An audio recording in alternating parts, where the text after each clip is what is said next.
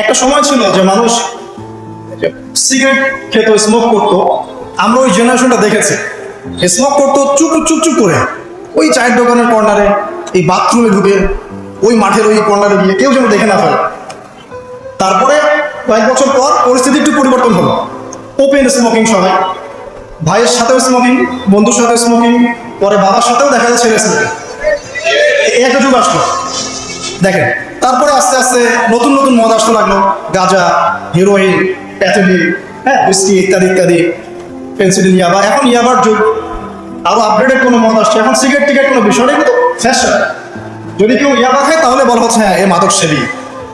R by the way, আমাদের দেশে কিন্তু নিবন্ধিত 190টা বারও আছে, হ্যাঁ, এবং দেশি 204টা ব্র্যান্ড চলছে, আর বিদেশে 38টা ব্র্যান্ড চলছে। পারমিট পেয়েছে 85,070 জন। এবং এই মাদক সংশ্লিষ্ট এনজিও আছে প্রায় 76। 21 বছর হলে যদি কেউ পারমিটধারী হয়, সে মদ খেতে পারে, কোনো সমস্যা নেই, এটা নাগরিক অধিকার আপনার। আবার আশ্চর্যের ব্যাপার এটাও যে এগুলো খুলে উন্মুক্ত করার পরেও আবার মাদক নিরাময় কেন্দ্রও আছে 7টা। মানে ওভাবে খাবেন, এডিক্টেড হয়ে যখন জীবনটা নষ্ট হবে, এই 7টা নিরাময় কেন্দ্রে এসে আপনি চিকিৎসা নেবেন। এগুলো ডিপার্টমেন্ট আছে, সদর দপ্তর আছে, সব গোয়েন্দা সংস্থা আছে, এবং মাদকদ্রব্য নিয়ন্ত্রণ অধিদপ্তরও আছে। তো এটা একটা সার্কাস, মানে এই ওয়ার্ল্ডটা হচ্ছে একটা সার্কাসের জন্য। এই বিশ্বে যা হচ্ছে না, খালি চোখ দিয়ে যা দেখছেন, এর বেশিরভাগই সার্কাস। যেটা বলছিলাম, এখন ইয়াবার যুগ চলছে না। একটা সময় ছিল যখন ছেলে মেয়ে যদি অ্যাফেয়ার করতো লুকিয়ে লুকিয়ে, চিঠি দিয়ে, কেউ যেন না জানে, তাই না? সেই তার মানে এগুলো পার করে আসছে তারা, লুকিয়ে লুকিয়ে ছিল, কেউ যেন দেখে না ফেলে। কফি শপে বসলেও খুব সাবধানে, রিক্সায় বসলে কেউ যেন না দেখে। তারপর একটা যুগ আসলো, এই জানলে কোনো সমস্যা, বাসায় ওপেন, আমার গার্লফ্রেন্ড, ও আমার গার্লফ্রেন্ড, ও আমার বয়ফ্রেন্ড, আমরা বিয়ে করবো, আমরা প্রতিশ্রুতি দিয়েছি একা করবো, নো প্রবলেম। তারপর একটা যুগ আসলো যে যেহেতু প্রেম করছি, বিয়েই তো করতে যাচ্ছি, তো সেক্স করলে সমস্যা কোথায়? তখন আবার সেক্সুয়াল অ্যাক্টিভিটি শুরু হলো।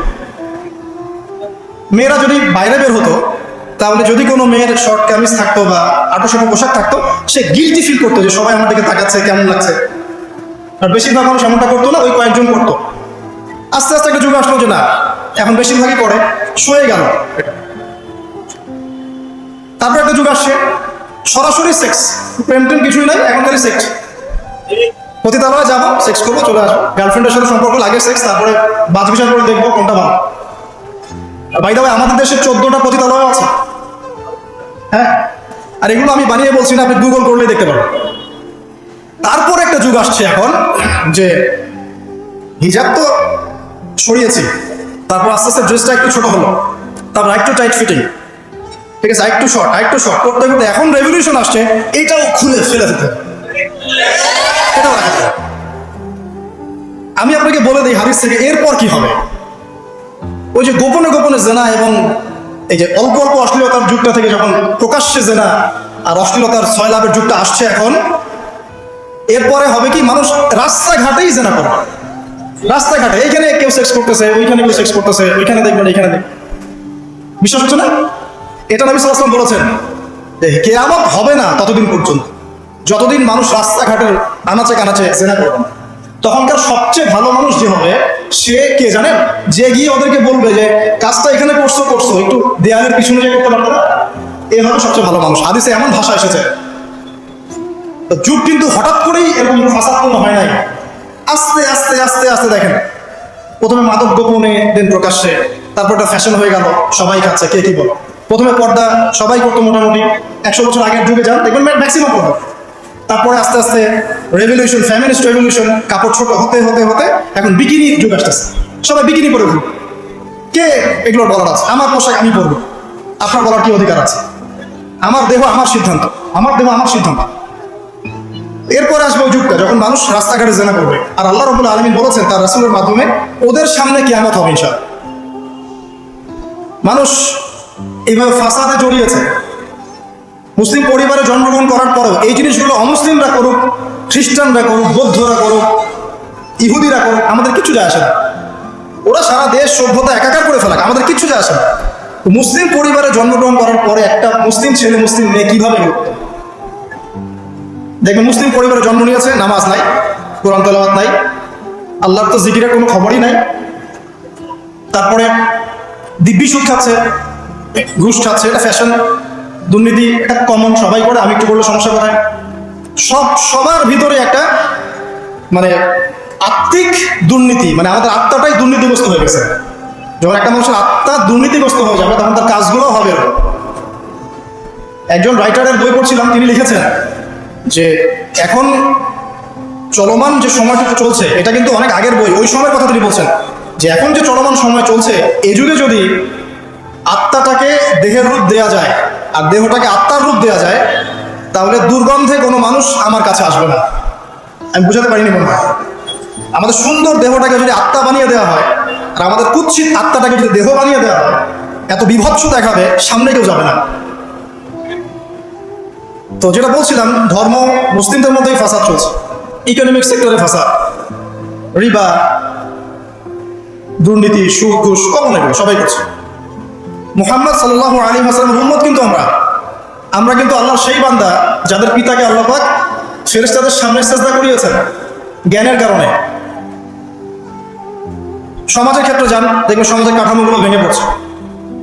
প্রতিবেশী কে থাকে সেটাও মানুষ এখন জানে না, যে আমার পাশে বসে আছে তাকে। একজন আরেকজনের উপকার করা, কাউকে ছাড় দেয়া দিন দিন কমে যাচ্ছে।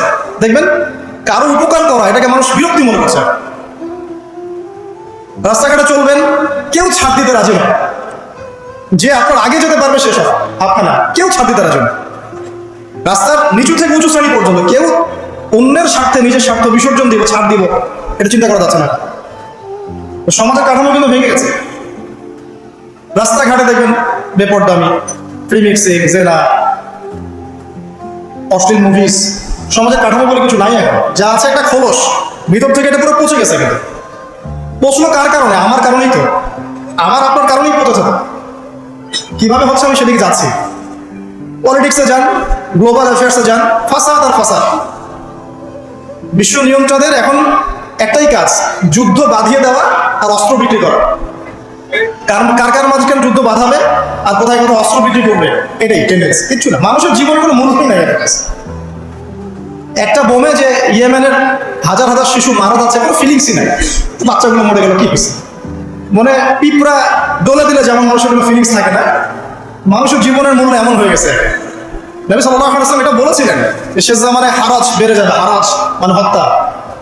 কাতেল যে হত্যাকারী সে জানবে না লিমা কাতালা, কি জন্য সে হত্যা করলো। মাকতুল সে জানবে না যে লিমা কুতিল, কি জন্য তাকে হত্যা করা হলো। আর নিয়ন্ত্রণ শক্তি যারা, সমস্ত বিশ্বটাকে ওদের দাসত্বের মধ্যে আনতে চায়। আর এই দাসত্বের পথে একমাত্র বাধা হচ্ছে মুসলিমরা, বাকিরা তো আর বাধা না। এই কারণে মুসলিম সমাজের মধ্যে এগুলো বেশি বেশি ছড়িয়ে দেওয়া হচ্ছে, পণ, জিনা, মাদক, এটা সেটা, যাতে করে মুসলিমদের আধ্যাত্মিক যে শক্তিটা এটা না থাকে। যখন আপনার কাছে আধ্যাত্মিক কোনো শক্তি থাকবে না তখন আপনি পরাজিত। তো সুদ ছড়িয়ে দিচ্ছে সারা ওয়ার্ল্ডে। সুদ কি আর বাংলাদেশ থেকে এসেছে? সুদ পশ্চিম থেকে আসছে। পর্নোগ্রাফি কি বাংলাদেশ থেকে আসছে? পশ্চিম থেকে আসছে। পৃথিবীর প্রথম পর্ন যে মুভি, এটা তৈরি করেছে ব্রিটেন, আমেরিকা। 7 মিনিটের ক্লিপস, ক্যালিফোর্নিয়া শুট করা হয়েছে। এবং তারপর আস্তে আস্তে সারা ওয়ার্ল্ডে ছড়িয়ে দেওয়া হয়। সারা বিশ্বে এই পর্নের বিজনেস হয় $97 বিলিয়ন প্রতি বছর, যার মধ্যে $12 বিলিয়ন প্রফিট করে আমেরিকা।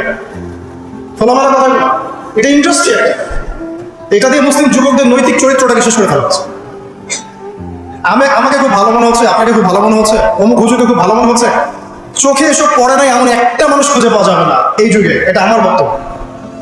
ইল্লা মাশাআল্লাহ, ইল্লা মাশাআল্লাহ। যদি এমন কেউ থেকে থাকেন যে এইসব মানে কি বলবো, ইন্টারনেট সেকশনের সাথে কোনো সম্পর্কই নাই, তার ব্যাপারটা হয়তো ভিন্ন। বাকি সবার চোখে এগুলো পড়ছে এবং এটা কমন। এবং এগুলো কিন্তু দিন দিন গ্রামে বাড়ছে বেশি। কারণ কি, শহরের মানুষ এগুলো দেখতে একটু অভ্যস্ত, যে মেয়েরা এমনি হাঁটে, এরকমই ড্রেস করে। আর গ্রামে তো এইসব কম ছিল। যখন গ্রামে এই পর্ন চলে গেছে তখন গ্রামের যুবককে ঠেকায়। এখন সে প্রতিদিন দেখা যাচ্ছে গ্রামের গঞ্জে ধর্ষণ বাড়ছে। মেয়ের কাছে একটা ভোগের বস্তু, পশুর তো আর দমন করতে পারছে না, আক্রমণ। আর এসবের যেহেতু ইসলামিক কোনো বিচার হচ্ছে না, ইসলামিক লস কেন? যে একজন চুরি করেছে, জুমার দিন নামাজ হবে, নামাজের পরে সমস্ত এলাকার লোকজন দাঁড়িয়ে থাকবে, সমস্ত এলাকার লোকজনের সামনে তার হাতটা কেটে ফেলে দেবে।